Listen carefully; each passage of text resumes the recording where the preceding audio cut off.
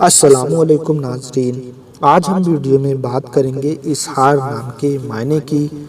दोस्तों, इजहार नाम के अफराद के लिए खुशकिस्मत रंग, फूल, पत्थर और दिन के बारे में भी बताएंगे। अपने नाम का मतलब जानना चाहते हैं तो हमें कमेंट करें और चैनल को सब्सक्राइब करें।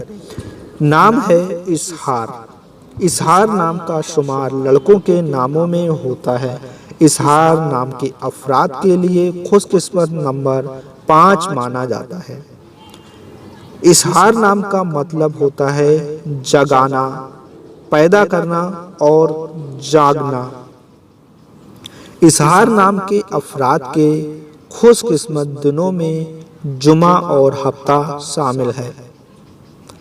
इजहार नाम के अफराद के लिए खुशकिस्मत धातुओं में हिंदुओं के हिसाब से लोहा शामिल है।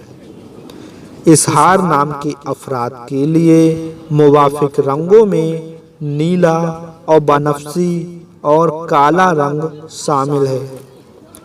इजहार नाम के अफराद के लिए मुवाफिक पत्थरों में नीलम शामिल है।